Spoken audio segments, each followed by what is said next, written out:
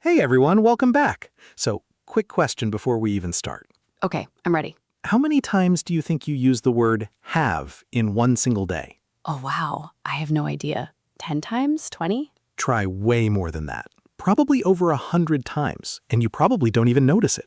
Wait, really? That seems like a lot for just one little word. That's exactly why today's topic is so important. We're talking about the word have, one of the most common words in English, but also one of the most confusing for learners. Okay, I'll admit it. Sometimes I still get confused about when to use have and when to use have got, or when have means something completely different. Right, because have isn't just one simple word with one simple meaning. It changes depending on how you use it. Exactly. Like sometimes it means you own something, Sometimes it means an obligation. and sometimes it doesn't even mean have at all, like have breakfast.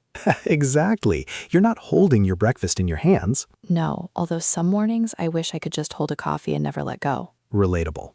Okay, so stick around because by the end of this video, you're going to understand exactly how native speakers use have naturally, in conversation, not just in grammar books. And trust me, this is going to make a huge difference in how confident you sound when speaking. Let's get into it.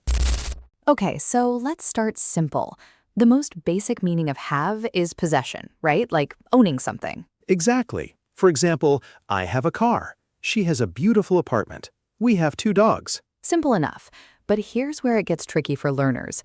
British English often uses have got instead. Yes, so in British English, you might hear, I've got a car, instead of I have a car. Same meaning. So they're interchangeable? Pretty much, especially in spoken English.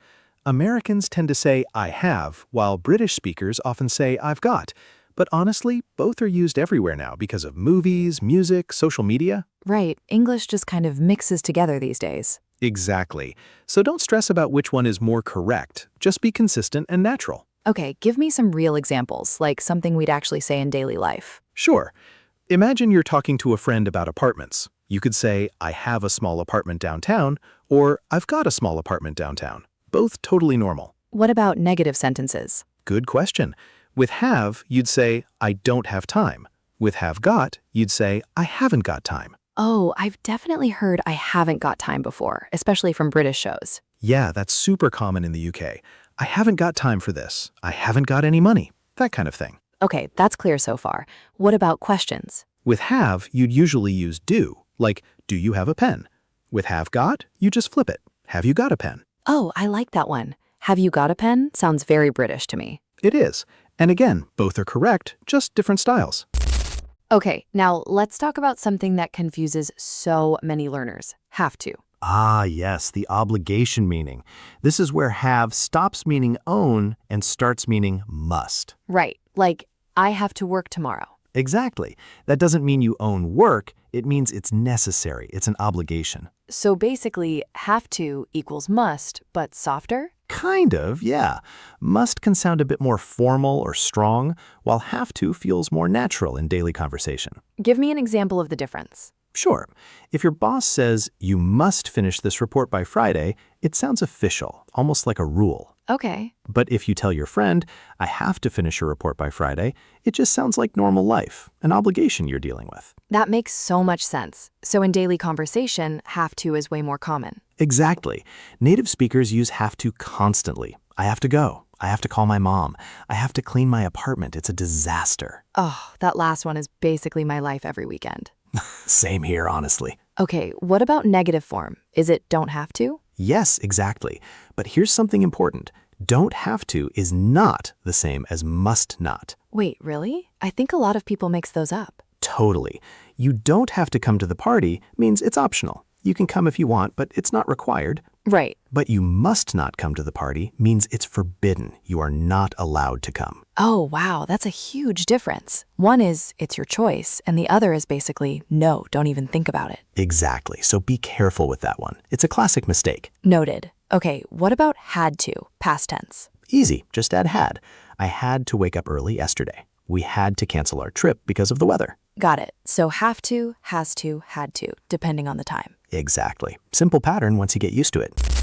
Okay, now here's the part I think really confuses learners, when have doesn't mean own or obligation at all, like idiomatic expressions. Yes, this is huge in natural English. We use have with so many everyday activities. Like what? Like have breakfast, have lunch, have dinner. Right, and that doesn't mean you're holding your dinner. Exactly. It just means eating. What other examples are there? Have a shower, have a bath, have a shave. Oh, I remember being confused by have a shower when I first learned English.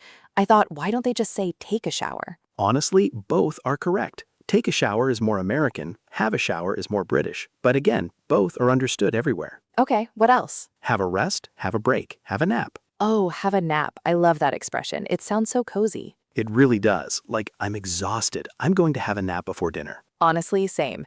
What about social expressions? Great example. Have a party, have a chat, have a conversation, have a laugh. Have a laugh is such a fun one. Like, we just had a laugh about old memories. Exactly. Very natural, very conversational. What about emotions or experiences? Sure. Have fun. Have a good time. Have a great day. Oh, that's such a common phrase. Like when you leave a store and the cashier says, have a nice day. Exactly. Super common, very polite, very natural. What about something like, I had a really weird dream last night? Perfect example. Have a dream, have a nightmare, have an idea, have a feeling. Oh, I have a feeling something's wrong. I hear that all the time in movies. Yes, very common expression to express intuition or suspicion. Okay, this is honestly so helpful because these expressions sound so natural, but they're easy to forget. Exactly. And that's why practicing real conversation is so important, not just memorizing grammar rules.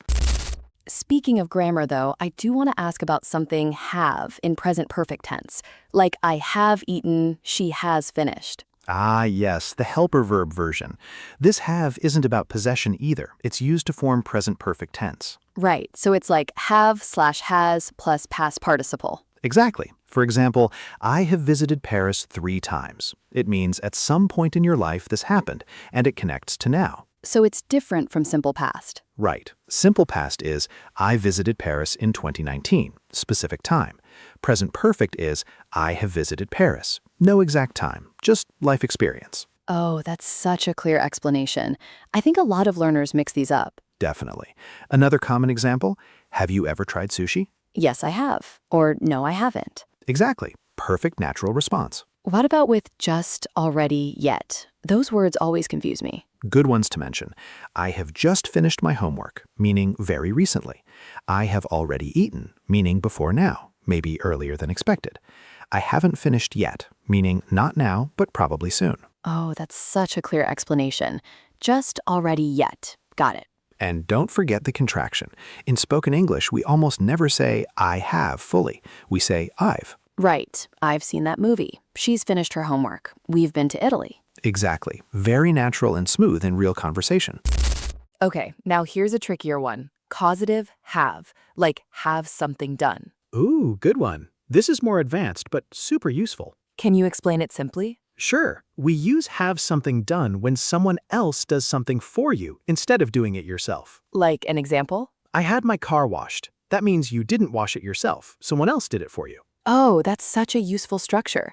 What about I had my hair cut? Perfect example. It means a hairdresser cut your hair, not you. What's the pattern exactly? Have plus object plus past participle. I had my phone repaired. She had her house painted. We had our kitchen renovated. Oh, that's really practical for daily conversation, especially talking about services. Exactly. Very common in real-life English, especially when talking about things like getting your nails done, getting your teeth checked, that kind of thing. I'm having my teeth checked tomorrow. Is that correct? Yes, perfectly correct and very natural. Okay, now let's slow down and talk about something more emotional, using have to talk about relationships and experiences. Oh, like have a connection with someone. Exactly. Or have a crush on someone. Classic expression. I think she has a crush on him. That's such a fun phrase. What about have feelings for someone? Yes, very common too. I think I have feelings for my best friend. Very dramatic, very relatable. Okay, what about arguments, like have a fight or have an argument? Exactly. We had a huge argument last night. Very natural way to describe conflict. I think a lot of learners would say we fought instead, which isn't wrong, but have an argument sounds more like everyday spoken English. Exactly. Very good point. Okay, before we continue, quick reminder for everyone watching. If you're enjoying this, make sure to hit that like button. It really helps the channel grow. And if you haven't subscribed yet, what are you waiting for? Seriously, subscribe, turn on notifications, and you'll never miss an episode like this. Okay, now let's keep going because there's so much more to cover. All right, let's talk about something really practical. Using have with food and drinks in casual conversation. Oh, like at a restaurant? Exactly. Instead of saying, I will eat the pasta, native speakers usually say, I'll have the pasta. Oh, that's such a natural difference. I'll have the pasta sounds way more normal. Exactly. Eat sounds a bit direct or even childish in that context. What about drinks? Same thing. I'll have a coffee, I'll have a glass of water. Very polite, very standard. What if someone offers you something? Like, would you like some cake? You could respond, yes, I'll have a small piece, thank you. That sounds so polite and natural. Exactly. This is one of those small expressions that instantly makes you sound more fluent. Okay, now here's a question I think a lot of learners secretly have. What about have with health and feelings, like being sick? Great topic.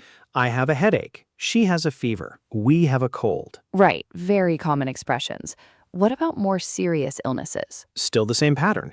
He has diabetes. She has asthma. What about emotional states, like I have anxiety or I have stress? Exactly the same structure. I have a lot of stress right now. She has anxiety about her exams. That's really useful for expressing how you feel in daily conversation. Definitely. Very natural and commonly used. Okay, James, I want to test something. Can you give me a short story using as many have expressions as possible? Oh, challenge accepted. Okay, here we go. Yesterday, I had a really busy day. I had to wake up early because I had a meeting at 8 a.m. Before that, I had breakfast quickly, then I had a shower, and I had to rush to catch the bus. During the day, I had lunch with a friend, and we had a great conversation. Later, I had my car washed because it was really dirty. In the evening, I had a headache, so I had a short nap before dinner. After dinner, I had a chat with my family, and we had a lot of fun together. Wow, that's actually amazing. You used like 10 different meanings of have in one story. Exactly. And that's the goal, showing how natural and flexible this word really is. Okay, your turn, Sophie. Wait, I mean, my turn. Go for it. Last weekend, I had a wonderful time with my friends. We had a barbecue in the garden, and everyone had a few drinks. My friend had just finished her exams, so we celebrated. Later, we had a long talk about life, and I realized I have a really supportive group of friends. Honestly, I haven't felt this happy in a while. Beautiful. See, that felt completely natural, right? Yes, it didn't even feel like grammar practice. It felt like real conversation. Exactly. And that's the whole point. Okay, let's review quickly because I think learners need a clear summary. Good idea. So first, have for possession. I have a car. I've got a car. Second, have to for obligation. I have to work, I don't have to work. Third, idiomatic expressions. Have breakfast, have a shower, have fun, have a nap. Fourth, present perfect tense. I have visited, she has finished. Fifth, causative have. I had my hair cut. I had my car washed. And sixth, ordering food or expressing health and emotions. I'll have a coffee. I have a headache. I have anxiety. Perfect summary. And that's basically the full picture of how flexible this tiny word really is. Honestly, I think a lot of learners are going to feel so much more confident after this. Okay, now let's make this interactive. Sophie, I want you to ask our viewers a question. Okay, here's mine. Think of one thing you have to do today. Try saying it out loud in English using have to. Great one. Mine is this. Describe your morning routine using at least 3 have expressions, like have breakfast, have a shower, have a coffee. Ooh, that's a good practice exercise. And here's a fun one. Tell us about something funny or embarrassing using have, like I had a really embarrassing moment yesterday. Yes, practice makes it stick, especially when it's personal and real. All right, before we wrap up, let's do one more thing. Repeating some key expressions to really lock them into memory. Good idea. Repetition helps a lot. Okay, repeat after me in your head or even out loud. I have to go. I have to go. I had a great time. I had a great time. I've got an idea. I've got an idea. I'll have a coffee. I'll have a coffee. I had my phone fixed. I had my phone fixed. Perfect. See how natural that feels now? Yes, honestly, it's starting to feel automatic. Okay, so today we explored just how powerful and flexible the word have really is in English. From possession to obligation to idioms to grammar tenses to ordering food to health and emotions. One small word, so many uses. Exactly. And that's why mastering have really boosts your fluency and confidence. Now it's your turn. Tell us in the comments, what's one sentence you can make right now using have? Maybe something like, I have to finish my project tonight, or I had so much fun today. Practice it, write it down, say it out loud. That's how real fluency happens. And remember, English isn't about memorizing grammar perfectly. It's about using it naturally, even with small mistakes. Exactly. Confidence first, perfection later. So like this video if it helped you, subscribe for more real English conversations like this one. And we'll see you in the next episode. Take care, keep practicing, and remember, You've got this.